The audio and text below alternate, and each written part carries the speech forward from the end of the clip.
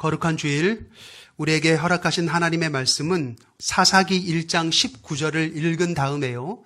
그래서 27절부터 29절의 말씀을 함께 읽겠습니다.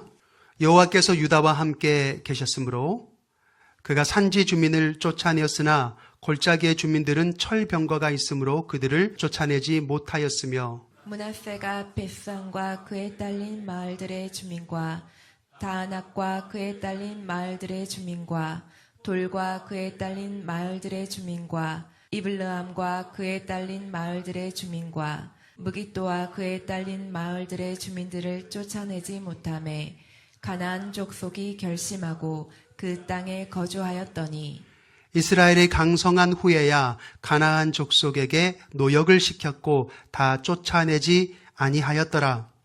에브라임이 게셀에 거주하는 가나안 족속을 쫓아내지 못하매 가나안 족속이 게셀에서 그들 중에 거주하였더라.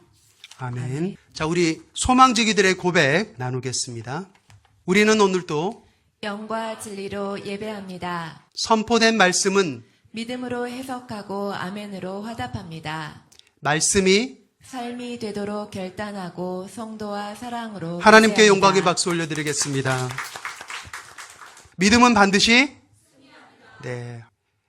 재밌는 이야기를 먼저 시작할게요. 개구리를요 팔팔 끓는 물에다가 넣으면 어떻게 될까요? 다리가 닿는 순간 타들어가는 고통을 느끼면서 본능적으로 뛰어서 탈출하는 거예요.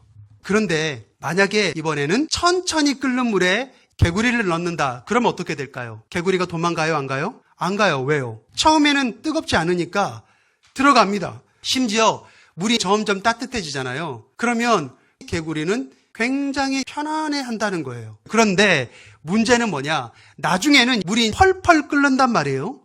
그럼에도 불구하고 개구리는 움직이지 않습니다. 나와야 되잖아요. 그런데 그러지를 않는다는 거예요. 그러다가 결국 죽게 된다는 거예요. 자, 그럼 여기서 제가 질문을 드릴게요. 개구리는 도대체 왜 죽은 거죠? 여러분, 개구리는요, 뜨거워서 죽는 게 아닙니다. 개구리는 편안해서 죽은 거예요. 그러니까 천천히 끓는 물에 익숙해져서 살이 익어가는 그 고통을 편안함이라고 착각을 하는 거예요. 그리고 안락함이라고 착각을 하게 되는 겁니다. 자, 심리학에서는 이거를 삶은 개구리 증후군이라고 얘기를 해요. 자, 그런데 저는 오늘 여기에다가 한 가지 질문을 더 하겠습니다. 그렇다면 개구리가 도대체 언제 죽기 시작했냐라고 하는 거예요. 그러니까 개구리가 죽는 순간이 있을 겁니다. 그러면 그 죽는 순간에 죽은 걸까요? 아니면 편안하다고 느끼는 그 순간부터 죽기 시작한 걸까요? 여러분, 영적인 위기라고 하는 것은요, 어느 날 갑자기 사이렌 울리면서 나타나는 게 아니에요. 익숙함, 오늘 개구리처럼. 그리고 그것을 뭐라고 착각한다고요? 편안함이라고 착각해요. 그러면서 거기에서 천천히 조용히 죽음이 오는 거예요. 성경에는 이 죽음이 시작되는 이야기가 너무나 많이 나와 있습니다. 오늘 우리가 함께 본 본문이 바로 그 대표적인 예예요. 사무엘상 17장을 보시면요, 여러분 눈에 익숙한 거인이 하나 나와요. 골리앗이죠. 키가 2m 90이래요. 거의 3m에 육박한 겁니다. 입고 있는 갑옷의 무게만 57kg. 그리고 그가 들고 있는 창날의 무게만 7kg가 좋게 넘는다고 성경이 기록하고 있어요. 이스라엘 역사상 가장 위협적인 모습으로 나타난 거인입니다. 그런데 이스라엘이 골리앗 앞에서 무려 40일 동안이나 아무것도 하지 못해요. 어떤 대응도 하지 못합니다. 그러다가 결국 누가 나서요? 여러분이 잘 알고 있는 골리앗을 이긴 유일한 사람, 소년 다윗이 나타나서 골리앗을 물리칩니다. 우리가 이 장면을 묵상할 때 어떻게 생각합니까? 다윗 정말 대단하다. 우리도 이 다윗처럼 담대한 믿음을 가져야겠다. 이렇게 묵상해요. 좋습니다. 그런데요, 여러분, 여기에는 아주 중요한 질문 하나가 사실 빠져 있어요. 그게 뭔지 아세요? 도대체 이 골리앗이 어디에서 나왔냐는 거예요. 성경을 보면 골리앗에 대한 이야기가 전혀 없다가 갑자기 툭 튀어나왔거든요. 여러분, 이게 왜 중요할까요? 이것은요, 우리 신앙에서 아주 근본적으로 중요한 질문이에요. 우리가 살다 보면 골리앗이라고 하는 문제를 만날 때가 있습니다. 그러면 뭐가 중요하겠어요? 골리앗을 이길 수 있는 승리의 비결이 중요하겠죠. 우리 이 비결에 대해서 너무 많은 설교를 들었을 겁니다. 그런데 이것보다 더 중요한 게 있어요. 골리앗을 만나지 않는 삶을 어떻게 살아야 되는가? 사실 그게 더 중요한 거죠. 싸움의 기술도 중요하지만 싸우지 않고 이기는 것은 더 중요한 문제라는 거예요. 성경에 보니까 골리앗이 가드 출신이라고 했어요. 블레셋 땅의 중심 도시가 바로 이 가드라고 하는 곳이에요. 그리고 오늘 본문은 이 사실과 아주 관련이 깊은 내용을 이렇게 기록하고 있어요. 므낫세는 벳산과 그 향읍들의 주민들을 어떻게 했다고요? 쫓아내지 못하매. 그리고 28절에도 보니까 에브라임은 게셀에 거주하는 가나안 사람들을 쫓아내지 아니하매. 쫓아내지 못하매 또 쫓아내지 아니하매. 이 말이 사사기 1장에 계속해서 반복해서 나옵니다. 이것은요, 이스라엘이 블레셋 전역을 온전하게 처리하지 못했다, 점령하지 못했다라고 하는 것을 의미하는 거예요. 자, 그런데 도대체 이게 왜 중요할까요? 하나님께서는 분명히 말씀하셨어요. 이스라엘이 약속의 땅인 가나안 땅에 들어가기 전에 뭐라고 했습니까? 내가 너희들이 가나안 땅에 들어가서 눈으로 보고 발로 밟는 모든 땅을 누구에게 주겠다? 너희에게 주겠다. 근데 여기서 중요한 것은 너희들의 실력으로 그것을 차지하겠다 이렇게 말씀하신 적이 없어요. 누가 주는 거라고요? 하나님이 주는 거라고. 내가 줄 테니까 너희들은 믿음으로 그것을 점령하고 그곳에 있는 원주민들이 어떤 사람이든 간에 그들과 타협하지 말고 그들을 진멸하여 쫓아내라고 말씀하십니다. 자, 그런데 오늘 본문에 어떻게 했다고요? 쫓아내지 아니하매, 쫓아내지 못하매. 하나님 말씀에 순종했다는 겁니까? 순종하지 못했다는 겁니까?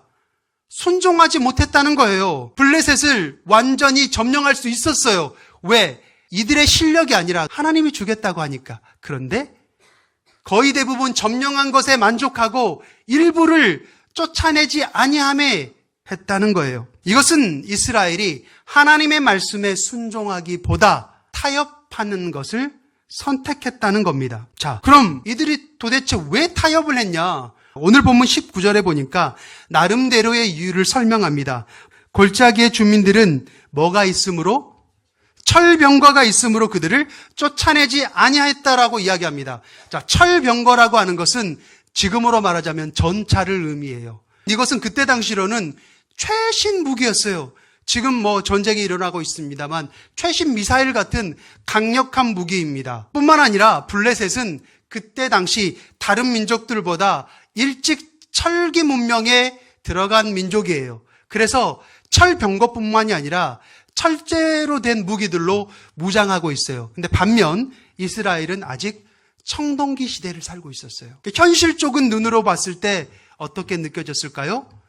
그 블레셋 군대를 보고 이른바 벽을 느껴, 와, 우리가 어떻게 저걸 이겨? 압도적인데 그런 생각을 하는 겁니다. 그런데 여러분 한번 생각해 보세요. 이스라엘에 지금까지 싸워서 이긴 게 그들이 좋은 무기를 가지고 있어서 이겼나요? 그렇지 않거든요.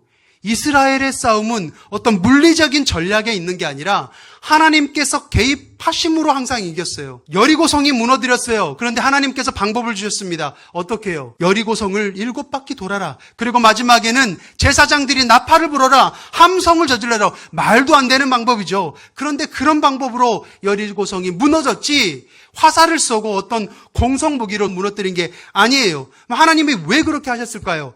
사람이 했다는 게 아니라 너희들이 아니라 내가 했다라고 하는 것을 철저하게 알게 하고 후대에 이것을 공부하게끔 성경에 그냥 딱 박아놓으신 거예요. 그러니까 하나님의 능력으로 하나님의 개입으로 이긴 거지 청동기 무기 가졌다고 해서 철기 문명을 가진 블레셋을 이기지 못할 이유가 없어.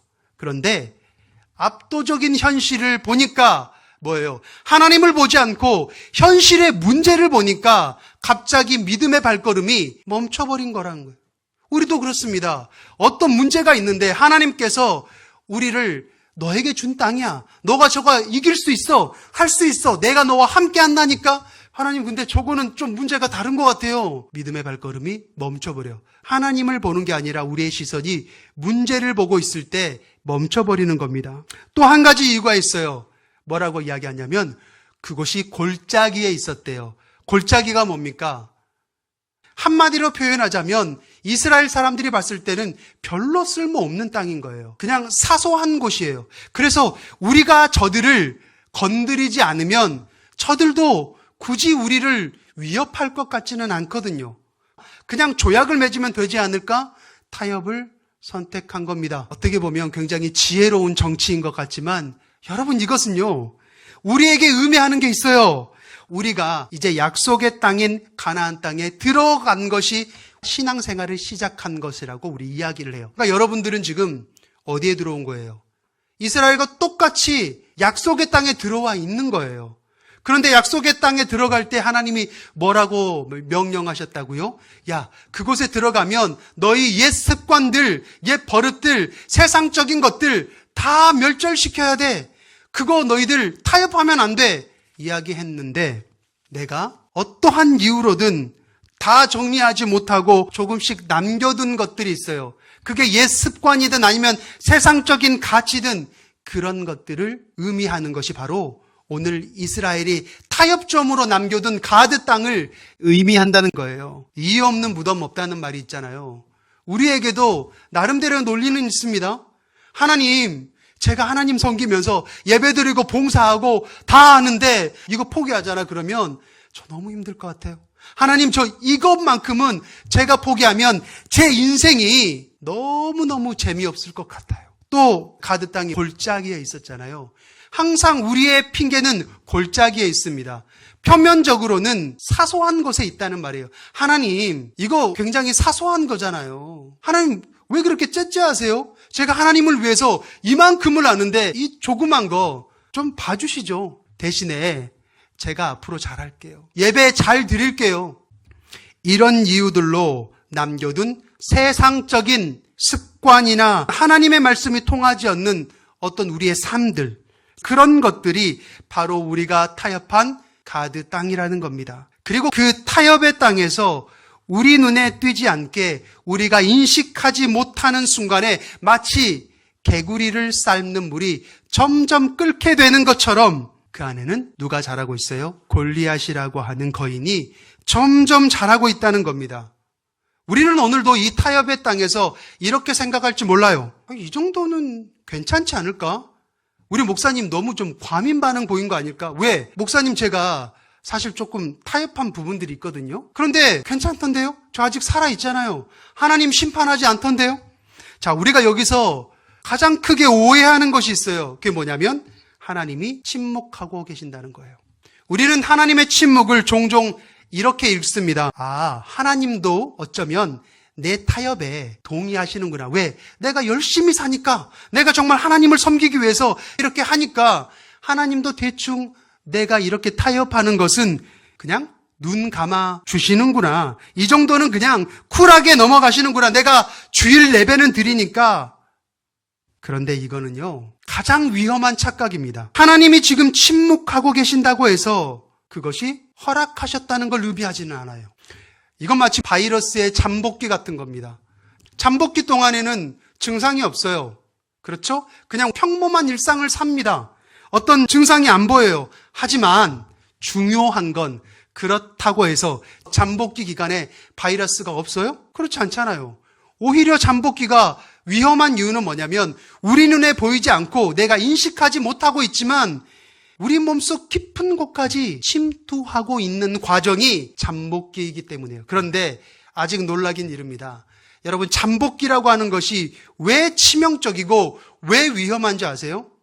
그동안 잠복기였던 이 바이러스가 언제 출현하냐? 내 인생에 가장 중요한 순간, 가장 결정적인 순간에 하필 아무런 증상이 없다가 그게 그때 나타나서 나를 서서히 죽여가고 말려가기 때문에 잠복기가 무서운 거예요.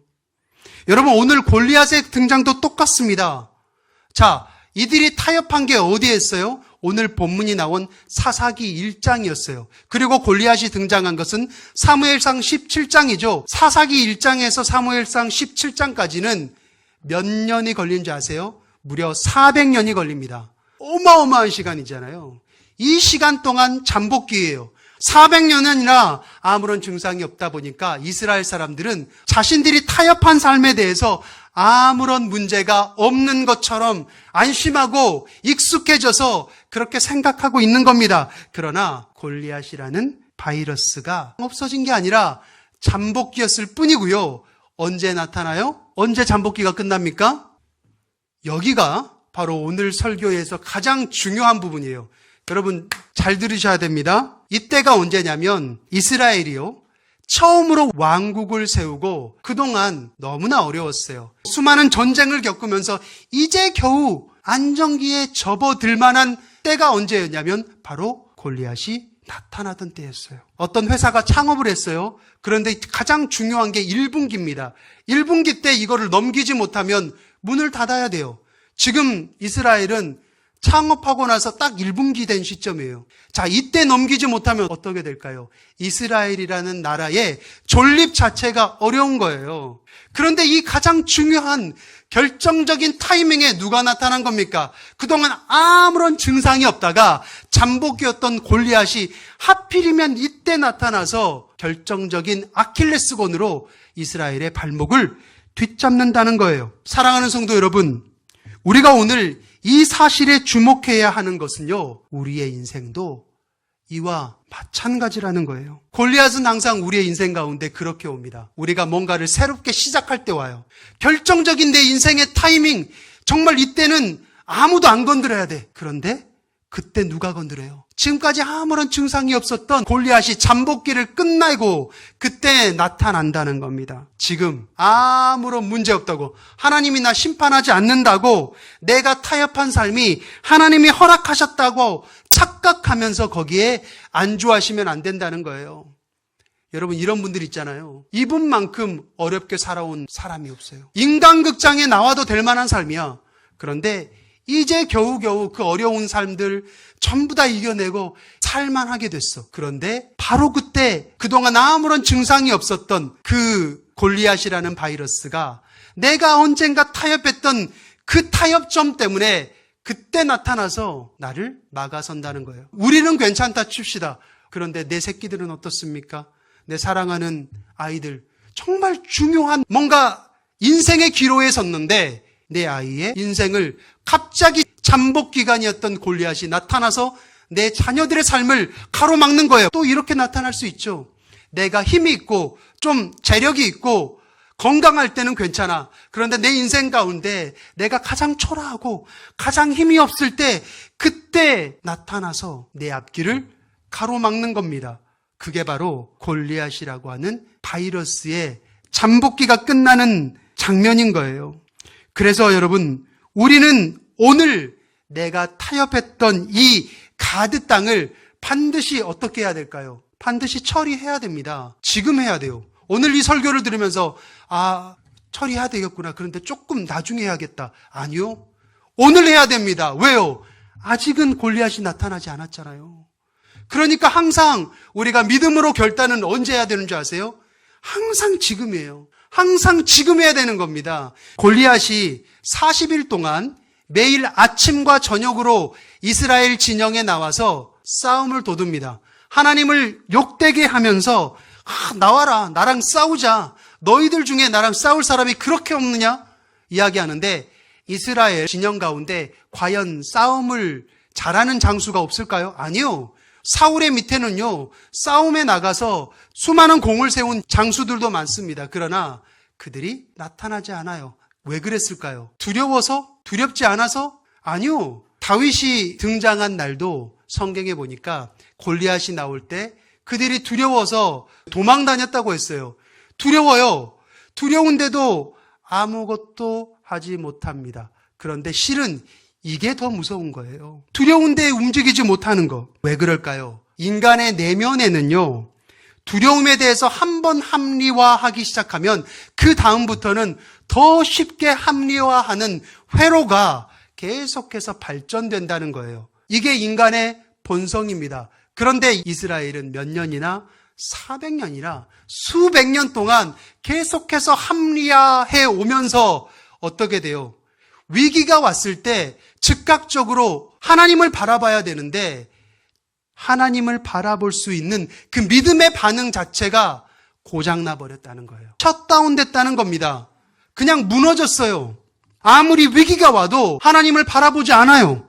이거를 가리켜서 영적 마비 증상이라고 하는 겁니다.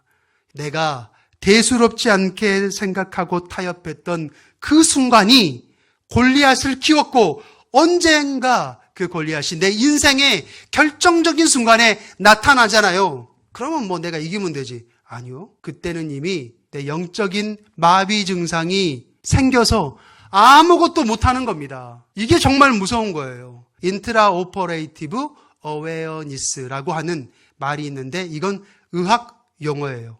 어떤 말이냐면 마취를 하고 수술을 하는데 수술 도중에 환자가 마취에서 깨어났어요. 깨어났는데 감각만 깨어나고 몸은 안 깨어난 상태인 거예요.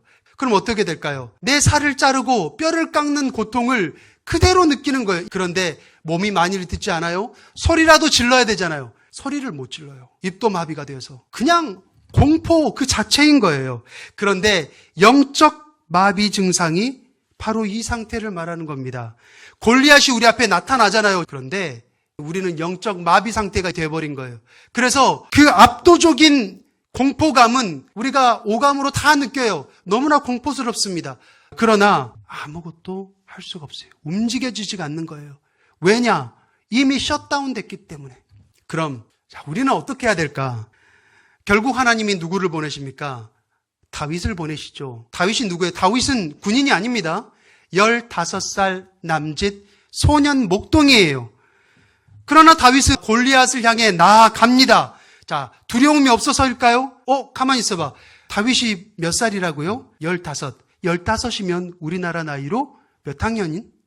중학교 2학년. 이것이 중2병이 걸려서 환장했구나. 여러분, 중2병이 걸려서 무서울 게 없어서 촉법소년이어서 나간 게 아니에요. 성경에 보니까 다윗이 5개 돌을 취했다고 했어요. 영웅이면 돌 하나만 취하면 되잖아요. 이게 뭘 말하는 거예요? 나름대로 다윗도 혹시 빗나갈 것을 계산했다는 겁니다. 이 말은 즉슨 다윗도 두려움이 있었다는 거예요. 다윗이라고 두려움이 없어서 골리앗 앞에 나간 게 아니라 다윗이 두려움이 있지만 그럼에도 불구하고 나갈 수 있었던 것은 무엇 때문이냐? 두려움보다 더 큰 하나님의 뜻을 받기 때문이에요. 하나님의 진리를 받기 때문이에요. 저 할례받지 못한 자가 과연 누구길래 감히 살아계신 우리 하나님의 군대를 모욕할 수 있느냐? 내가 가서 저 골리앗을 죽여버리겠다. 두려움은 있지만 두려움보다 하나님의 진리를 먼저 봤던 거예요. 여러분, 우리가 보는 것이 무엇이냐에 따라서 우리의 방향이 결정되는 거예요.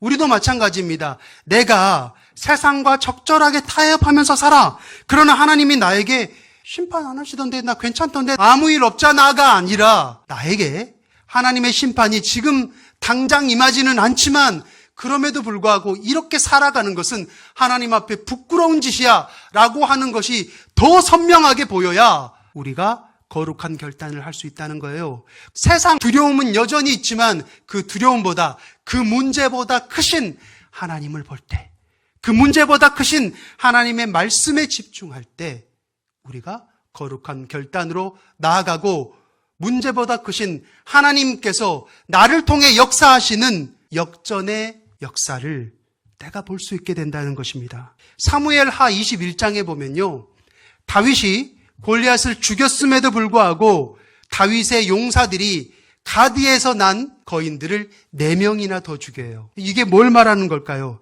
골리앗이라고 하는 한 거인을 이겼는데도 우리가 타협의 자리를 그대로 두면, 그걸 제거하지 않으면, 그 문제를 해결하지 않으면 계속해서 거인은 나와요.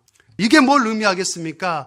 한 거인을 내가 쓰러뜨리는 것에 만족할 게 아니라 거인들이 계속 생성되는 그 문제의 근원지, 그 가드의 땅, 내가 타협하는 그 땅을 내가 끊어내기 위해서, 딜리트하기 위해서 오늘 거룩한 결단을 해야 된다는 겁니다. 사랑하는 성도 여러분, 지금 여러분의 삶에 오랫동안 남겨둔 카드가 있습니까? 당장 아무 일도 내 앞에 나타나지 않는다는 안도감으로 이 정도는 괜찮겠지, 익숙함으로 묵혀둔 그러한 타협의 땅, 하나님이 침묵하셨다고, 하나님이 허락하셨다는 것으로 착각하는 자리에 안주하지 마시고 오늘 하나님의 말씀이 여러분의 눈에 더 선명해지기를 원합니다. 깨어나십시오. 우리 적어도 개구리가 되지는 맙시다. 물이 펄펄 끓어오를 때까지 거기 앉아 계시겠습니까? 아니면 오늘 이 말씀을 듣고 믿음의 한 걸음을 내디디시겠습니까? 소망하기는 다윗처럼 여호와의 이름으로 나아갈 수 있기를 축복합니다. 그 믿음의 한 걸음으로부터 하나님의 놀라운 반전의 역사가 있기를 축복합니다. 기도하겠습니다.